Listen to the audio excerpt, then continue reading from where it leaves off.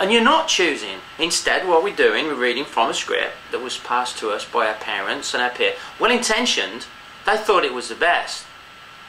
But so much of what's in this script, we would never choose. We wouldn't choose to beat ourselves up like we do. We wouldn't make it so difficult to access the feelings that we already own and that we long for.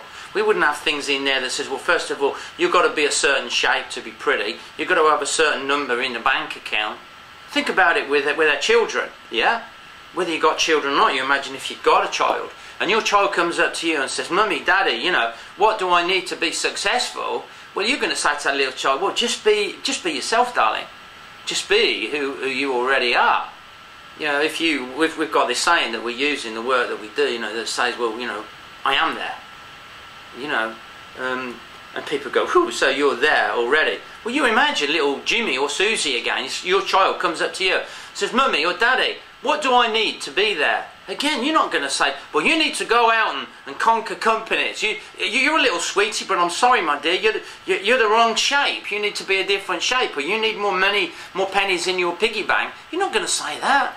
You're going to say that you've already got it, and there's the clue to who you really are. You know, I've got a great question that I ask people. This is powerful. And it's a two-part question, and then you add the two answers up. And the first part of the question is how far does your potential go?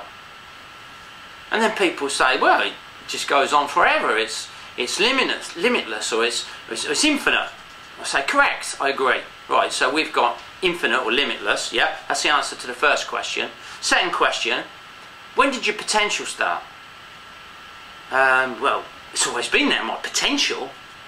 So, okay, so your potential's already been there. Add those two together, and what we're really saying then is that you already are infinite, limitless. That is the most accurate answer you're ever going to get to who you really are, and that's the level that we're interested in working with people on. We don't believe that there's anything wrong with you, and we don't make the presupposition, like a lot of personal development, there's something wrong with you and you need fixing. We're coming from the point, not only do you not need fixing, in reality you're a superhero. And if you doubt that for a minute, you know, go and read some of the stories about people that when they've been in a life-threatening situation, or especially when someone that they love, their lives have been threatened, watch how they've gone beyond the script and done superhuman feats. I mean, you know, there's so much well-documented evidence to support the fact that we're all capable of doing this, but normally when there's a disaster. What I'm saying to you now is, what if it didn't need to be a disaster? What if there's another way of accessing the superhero? What if there's another way of going beyond the script? There is. And it's through awareness. It's through discovering your purpose. Well, you've only got one purpose. I ask people what their purpose is. And they say, oh, I want to go and build orphanages around the world. I want to go and see these, you know, save all these people. It's fantastic. But let me ask you this question. Who is it going to save most people? Superman or Clark Kent? Who is it that jumps out the window? Superman or Clark Kent? You've probably heard the saying, you know, it's a very popular saying, you know, that if you want to save the people on the plane, you put your oxygen mask on first. In other words, what your purpose is, first of all, fundamentally, before you want to go out and save the world, is to be who you really are. But of course, for most people, they don't know who they really are, and they're never going to know who they really are because they think they're the script. So it's totally impossible because the script is totally limiting. The script is doing just what it's supposed to do. So you don't change the script. You know, I go in my script, I click in and out of my script. How do you know if you're in your script or not? The barometer is your feeling. If you're feeling good, then you're choosing. If you're not feeling good, you've just answered the question, you know, you're not choosing to feel good. That's the whole point of it, that we're not choosing. So you just notice whether you're feeling good, you're feeling off. Feeling good, you're out of the script.